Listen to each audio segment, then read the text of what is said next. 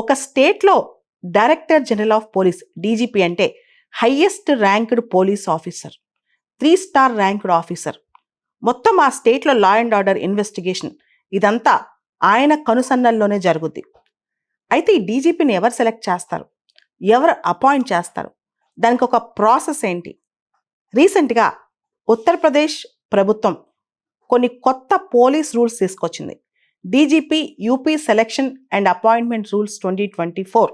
ఈ కొత్త రూల్స్ ప్రకారం ఉత్తరప్రదేశ్లో డీజీపీ అపాయింట్మెంట్కి సంబంధించి ఒక సెలక్షన్ కమిటీ అంటే హై పవర్డ్ కమిటీ ఏర్పాటు అవుతుంది రిటైర్డ్ హైకోర్టు జడ్జ్ ఆధ్వర్యంలో.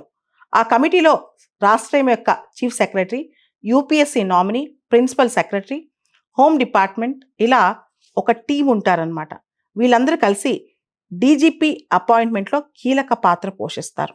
ఎవరినైతే డీజీపీగా అపాయింట్ చేస్తున్నారో వాళ్ళకి మినిమం 6 months టెన్యూర్ ఉండి ఉండాలి. ఇంకా అంటే అపాయింట్ చేయగానే 5 రోజులు 10 రోజుల్లో రిటైర్ అవ్వకుండా మినిమం 6 months టెన్యూర్ ఉండి ఉండాలి. ప్రకాశ్ సింగ్ కేసులో ఏం చెప్పారంటే మినిమం సెక్యూరిటీ ఆఫ్ టెన్యూర్ ఉండాలి, కనీసం 2 సంవత్సరాలు డీజీపీకి అని చెప్పి. అయితే కొన్ని విమర్శలు వినిపిస్తున్నాయి. యూపీలో తీసుకొచ్చిన ఈ పోలీస్ రిఫార్మ్స్, డీజీపీ అపాయింట్మెంట్కి సంబంధించిన రిఫార్మ్స్ యూపీఎస్సీని సర్కంవెంట్ చేయడానికి, యూపీఎస్సీని పక్కన పెట్టడానికి అనే విమర్శలు వినిపిస్తున్నాయి. అసలు ఈ డీజీపీ అపాయింట్మెంట్ సంగతి ఏంటో ఒకసారి చూద్దాం. పోలీస్ అనేది స్టేట్ సబ్జెక్ట్, రాష్ట్ర జాబితాలో ఉంటుంది. అయితే డీజీపీకి సంబంధించి అయితే కంప్లీట్గా ఎంటైర్ స్టేట్ కంట్రోల్లో ఉంటుంది. అండ్ ఐపీఎస్ అనేది ఆల్ ఇండియా సర్వీస్ కాబట్టి సాధారణంగా డీజీపీ అపాయింట్మెంట్స్లో కొన్ని గైడ్లైన్స్ ఉంటాయి. ఆ గైడ్లైన్స్ ప్రకారం డీజీపీ పోస్టు వేకెన్సీ వస్తుంది అని తెలియంగానే 3 నెలలకు ముందే ఎవరైతే ఎలిజిబుల్ ఆఫీసర్స్ ఉంటారో వాళ్ళ లిస్టు రాష్ట్ర ప్రభుత్వం యూపీఎస్సీకి పంపించాలి. యూపీఎస్సీ దాన్ని పరిశీలించి ఎవరైతే బెస్టో, ట్రాన్స్పరెన్సీ, మెరిటోక్రసీ అన్నీ చూసి ఆ ఆఫీసర్స్ అందరి డోజియర్స్ అంటే వాళ్ళ యొక్క ట్రాక్ రికార్డ్స్ అన్నీ పరిశీలించి యూపీఎస్సీ 3 పేర్లను సజెస్ట్ చేస్తే రాష్ట్ర ప్రభుత్వానికి. ఆ 3లో రాష్ట్ర ప్రభుత్వం ఒకరిని డీజీపీగా నియమించుకోవాలి. అయితే దీన్ని పక్కన పెట్టడానికి చాలా రాష్ట్రాలు తెలివిగా ఏం చేస్తున్నాయంటే సీనియర్ ఆఫీసర్స్ని కొంతమందిని పక్కన పెట్టేసి వాళ్ళకి నచ్చిన లేదా వాళ్ళ కులానికి, వాళ్ళ మతానికి లేదా వాళ్ళ ఫేవరెట్ అనిపించిన ఒక ఆఫీసర్ని యాక్టింగ్ లేదా అఫీషియేటింగ్ డీజీపీగా పెడుతున్నారు. దీన్ని తప్పుపడుతూ సుప్రీంకోర్టు గతంలో కూడా చాలా రాష్ట్ర ప్రభుత్వాలకు నోటీసులు ఇచ్చింది.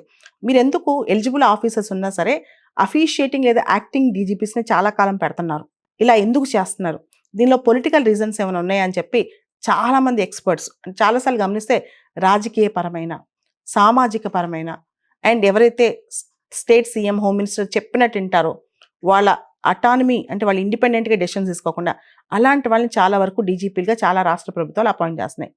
దీనికి సంబంధించి 2006లోనే ప్రకాష్ సింగ్ కేసు అని చెప్పి ఉంది. 2006 పోలీస్ రిఫార్మ్స్ కేసు అని అనమాట.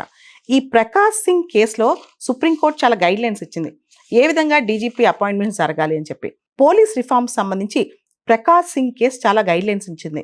స్టేట్ సెక్యూరిటీ కమిషన్ని ఏర్పాటు చేయాలని చెప్పి, డీజీపీ అపాయింట్మెంట్లో కంప్లీట్ ప్రాసెస్ మొత్తం ట్రాన్స్పరెంట్గా ఉండాలి, మినిమం డీజీపీ టెన్యూర్ అనేది 2 years ఉండాలని చెప్పి, అదేవిధంగానే law and order investigation wing, పోలీసింగ్లో లా అండ్ ఆర్డర్ వింగ్ వేరు, ఇన్వెస్టిగేషన్ వింగ్ వేరు సపరేట్ చేయాలని చెప్పి, దాంతోపాటు పోలీస్ ఎస్టాబ్లిష్మెంట్ బోర్డుని కన్స్టిట్యూట్ చేసి డిఎస్పీ ర్యాంక్ వరకు ఉన్న ఆఫీసర్స్ సంబంధించిన పోస్టింగ్స్, ట్రాన్స్ఫర్స్, ప్రమోషన్స్, వాళ్ళ సర్వీస్ రిలేటెడ్ ఇష్యూస్ వాటన్నిటిని క్లియర్ చేయాలని చెప్పి, అదేవిధంగా పోలీస్ కంప్లైంట్ అథారిటీని కూడా కన్స్టిట్యూట్ చేయాలని చెప్పి సుప్రీంకోర్టు ప్రకాష్ సింగ్ కేసులో చెప్పిందనమాట.